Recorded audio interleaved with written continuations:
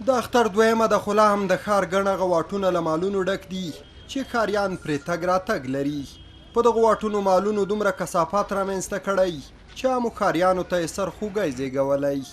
د څارویو پلورونکي هم مني چې بې نظمي ایجاد کړي، د واټونو شاوخوا او سړکونه یې چټل کړي، خو وایي د هر پسه پر سر ترې ښاروالۍ 50 افغانۍ اخلي او د خرڅلاو اجازه یې ورکړې.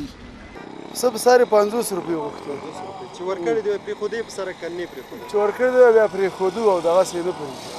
له دې وراخوا بیا هغوی چې د اختر په لومړۍ ورځې قرباني کړي کثافات او پاتې شونې واټونو ته راویستلي.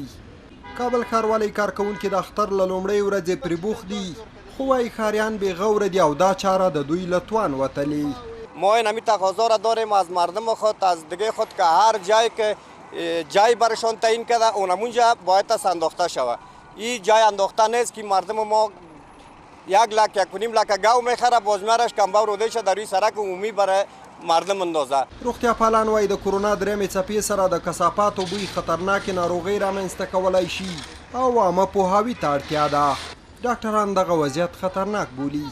این میتونه که یک چالش شوه و یک سلسله امراض زمینوی را در پهلویی که مریض مصاب به ویروس کرونا است، امراض باکتریایی و انتانات باکتریایی هم به او اضافه شوه و باعث تجدید خود مرض شوه. کابل کې ککړه هوا او ناسم چاپیریال تر جګړې ډیر انسانان وژني.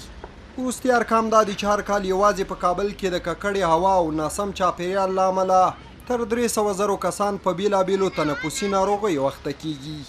باور دا دی چې که د کابل ښاروالۍ د ښاري کلتور دودولو لپاره مؤثر عامه پوهاوی ونه لري، د تنفسي ناروغیو کچه به له دې هم لوړه شي.